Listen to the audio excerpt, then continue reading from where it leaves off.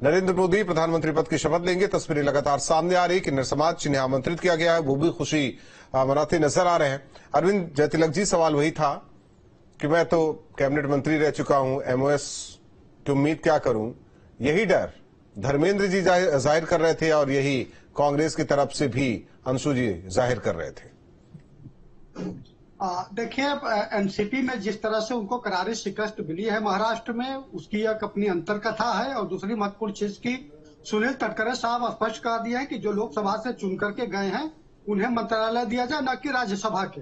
तो उनकी आपसी लड़ाई है। वैसी स्थिति में जो है अब प्रफुल्ल पटेल के सामने दूसरा उपाय ही नहीं बचता है कि अपने आप को जो है बचाना है या अपनी गरिमा को पुनः नहीं। तो इसमें अगर कहे जयंत चौधरी का भी नाम जा रहा है और इसके अलावा उत्तर प्रदेश के कोटे से एक और मंत्री हैं जो कि पूर्व उसमें मंत्रिमंडल में वो रह चुके हैं, तो राज्यसभा से कई चेहरे होंगे। ऐसा नहीं है कि केवल एक ही चेहरा जिन पर चर्चा कर रहे हैं, और भी चेहरे होंगे, तो ये भी बात उठेगी। बिल्कुल बिल्कुल, वो आप सही कह रहे हैं, लेकिन इसका मतलब यह नहीं कि सबके साथ एक जैसा व्यवहार हो। आपने देखा कि किस तरह अनुप्रिया पटेल को मंच मिला था और जयंत चौधरी साहब को मंच नहीं मिला था।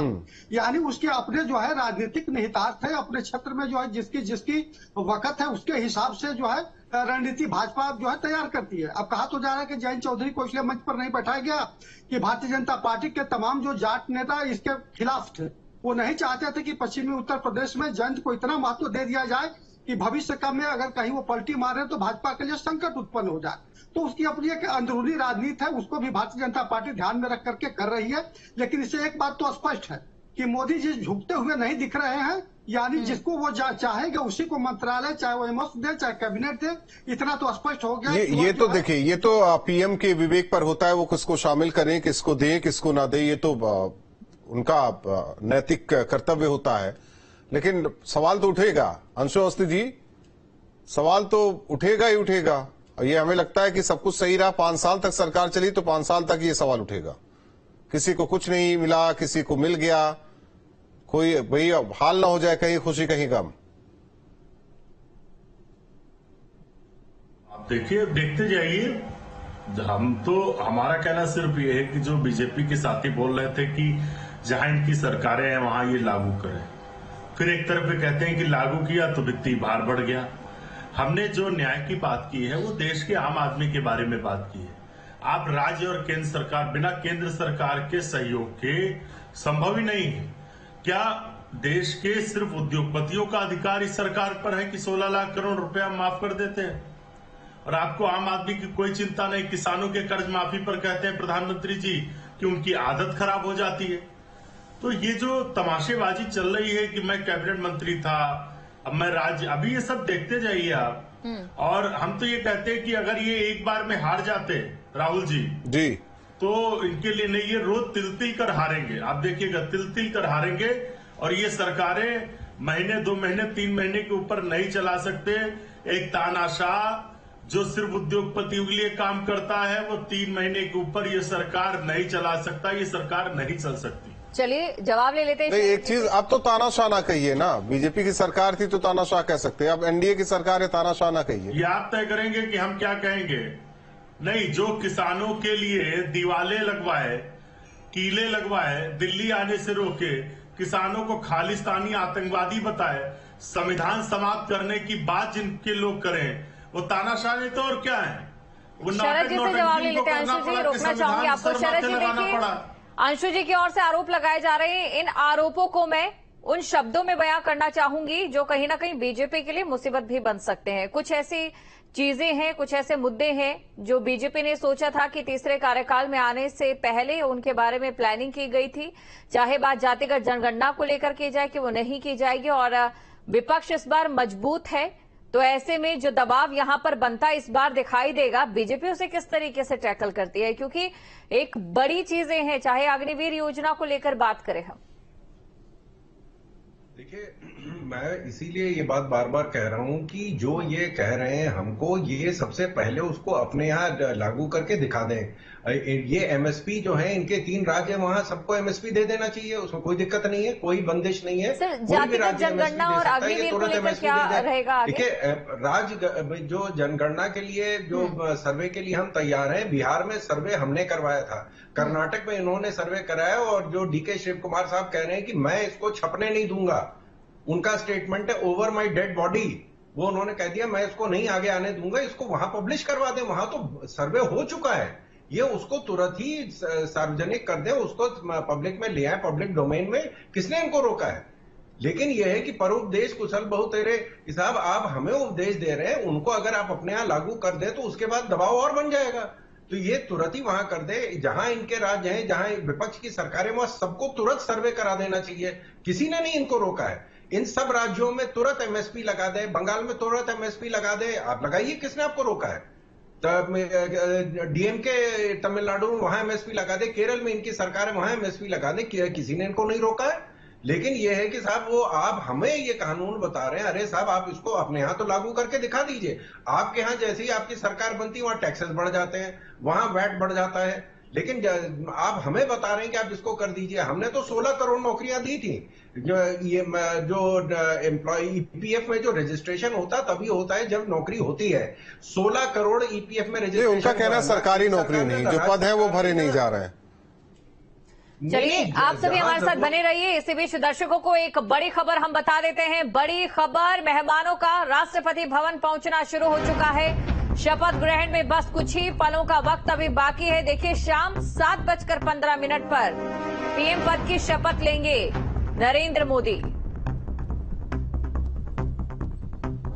तो शपथ ग्रहण में बस कुछ ही पल बाकी है, हालांकि उससे पहले औपचारिकताएं पूरी की जा रही है। शाम 7:15 बजे नरेंद्र मोदी प्रधानमंत्री पद की शपथ लेंगे। उससे पहले मेहमानों का पहुंचना जो कि शुरू हो चुका है, तस्वीरें अलग अलग दिखा रहे हैं। करीब 8,000 मेहमान बुलाए गए हैं, हालांकि कई राष्ट्राध्यक्ष को बुलाया गया है पड़ोसी देशों के, बांग्लादेश, श्रीलंका, भूटान के अलावा कई और देशों के। तो ऐसे में देखना होगा कि मोदी टीम में कौन कौन शामिल होता है, जेडीयू, इसके अलावा बाकी सहयोगी दलों के कौन कौन से चेहरे, ये अहम होगा। किसी कैबिनेट में जगह मिली, किसी एमओएस मिला, कौन राज्य मंत्री बना, ये भी देखना अहम होगा, क्योंकि इससे पहले प्रफुल्ल पटेल का कहना है कि उन्हें ये जानकारी मिली कि एमओएस उन्हें मिल रहा है, लेकिन उन्होंने इस बात को जाहिर किया कि वो कैबिनेट मंत्री रह चुके हैं। ऐसे में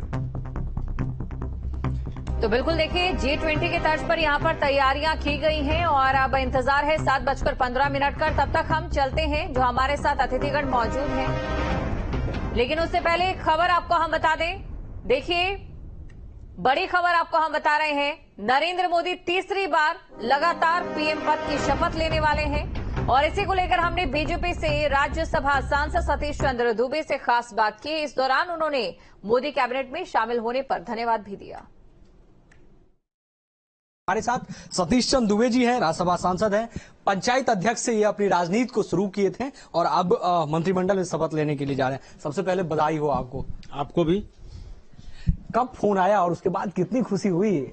लगभग 9 बजे के आसपास फोन आया और खुशी का मौका ही है। जब कोई ऐसा खबर मिलता है तो सबको खुशी होता है, हम लोग को भी खुशी हुआ।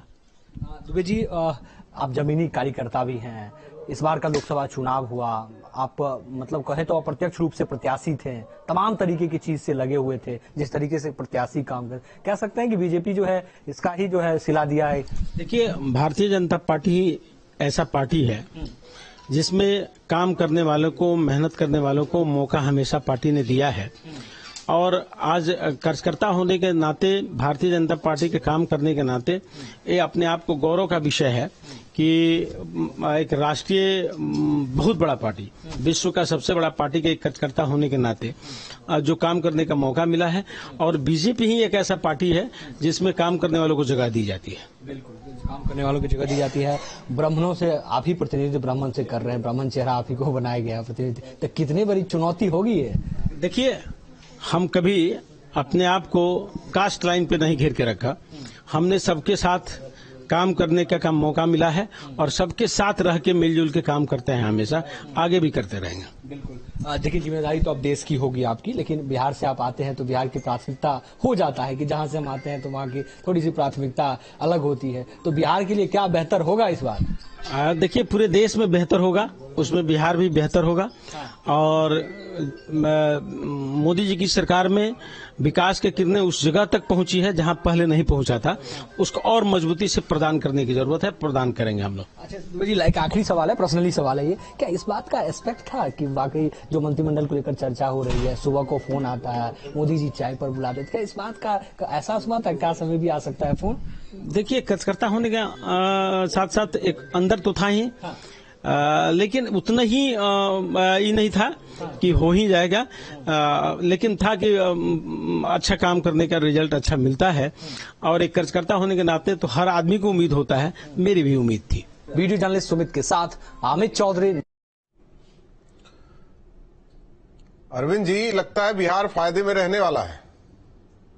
हाँ बिल्कुल, बिहार जो है फायदे में है और सहयोगी दल चूंकि नीतीश जी हैं और ये माना जाता है कि जो है राज्य के हित में चाहे जो कुछ भी फैसला लेना पड़े, दबाव बनाना पड़े, वो इससे पीछे नहीं हटते हैं। आपने देखा उनके पूरे राजनीतिक जीवन को कि वहां के जनता के हित में लोग कहते तो जरूर हैं कि वो जो अपने कुर्सी बचाने के लिए ऐसा करते हैं, लेकिन यह सामान्य बात नहीं कि आज के मौजूदा परिस्थिति में उस व्यक्ति के ऊपर एक पैसे का गबन घोटाले का आरोप नहीं लगा। न तो वो परिवारवाद को बढ़ाए, न अपने लड़के को राज्यसभा या विधान परिषद का मेंबर बनने दिए। तो ये वाकई में जो एक जन समाजवाद जो कर्पूरी ठाकुर का था उसको आगे बढ़ा रहे हैं। और राज्य हित में अगर सरकार के ऊपर दबाव बना करके राज्य का कल्याण करते हैं तो निसंदेह जो है वो राज्य के हित में, और मुझे लगता है कि हर एक राजनेता को इसका प्रयास करना चाहिए। और वहां देखिए 2025 में ही विधानसभा का चुनाव है, तो किस तरह जाति समीकरण को साधने की कोशिश हो रही है। वहां पे जो है अपर कास्ट को, चाहे वो जेडीयू से जो लल्लन सिंह जो है वो मिनिस्टर बन रहे हैं बिहार, ये आपके भाजपा से जो है, फिर वहां पे गिरिराज जी जो अपर कास्ट के हैं, सतीश चंद्र दुबे जी हैं, फिर नीचे आ जाइए तो जो है रामनाथ ठाकुर जी अति पिछड़े हैं, फिर आप राजभूषण निषाद को बनाया गया है, उधर आपके हम पार्टी के नेता मांझी जी हैं, फिर वहां पे चिराग पासवान है।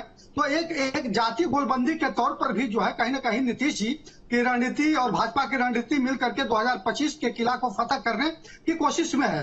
तो स्वाभाविक रूप से वह जो है विशेष राज्य का दर्जा का भी सवाल उठाएंगे, मंत्रालय जैसे रेल मंत्रालय की बात उठाएंगे, और किस तरह से राज्य का कल्याण हो उस दिशा में भी अपनी पहल करते हुए देखे जाएंगे। बिल्कुल अरविंद जी, देखिए, क्योंकि जैसा कि आपने भी कहा अगले साल विधानसभा चुनाव होने हैं बिहार में, और ऐसे में ये भी देखा जा सकता है कि बहुत सी सौगातें जो हैं विकास के रूप में बिहार को मिलेगी, और इसकी डिमांड जो है राज्य की तरफ से की जाएगी, और इस डिमांड में कदम कदम पर पीएम नरेंद्र मोदी की जरूरत भी होगी।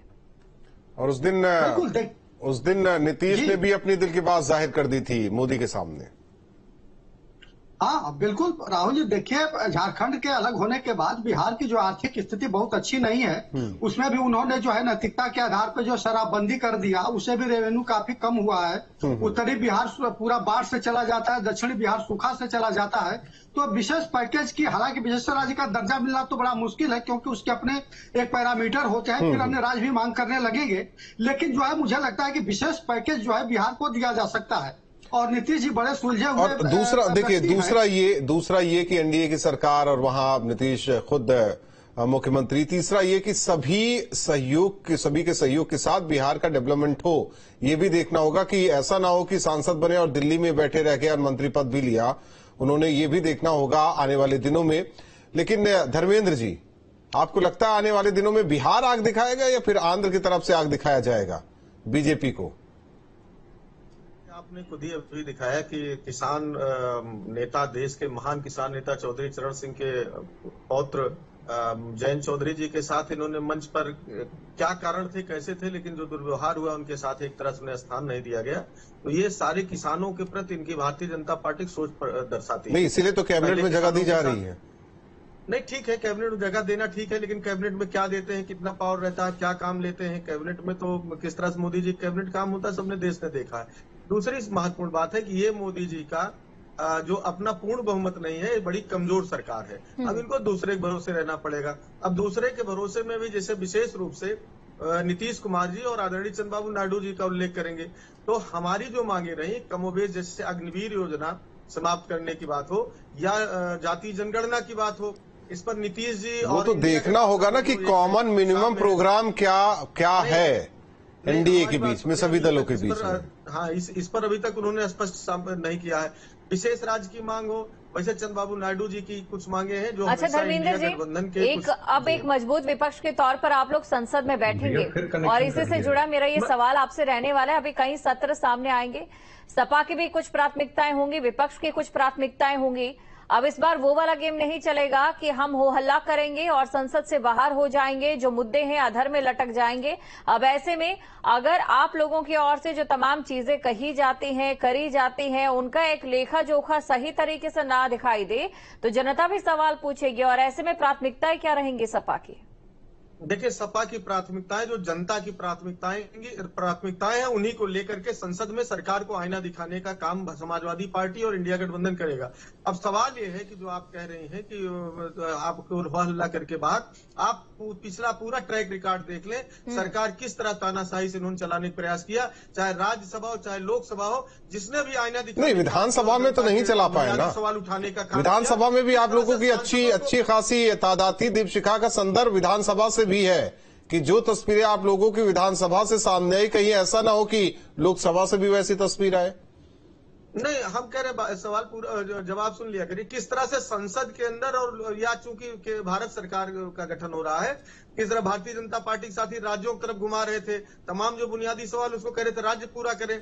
अरे ये अग्निवीर योजना केंद्र सरकार की है, महंगाई बेरोजगारी कम करना ये केंद्र सरकार काम है, नौकरियां देने का वादा भारतीय जनता पार्टी ने किया था, आपको करना है, क्योंकि विदेशों से काला धन भारत सरकार को लाना है। मैं इस पर नहीं, मैं संसद के अंदर की बात पर आता हूं कि किस तरह से पिछले 5 वर्ष के कार्यकाल में आपने देखा सैकड़ों चुने हुए सांसदों को लोकसभा से सस्पेंड कर दिया गया, उनको सत्रों में भाग लेने नहीं दिया गया। राज्यसभा में इस तरह देखिए कितने लोगों को सस्पेंड किया गया। जो भी भारतीय जनता पार्टी की नेतृत्व, मोदी जी के नेतृत्व वाली सरकार को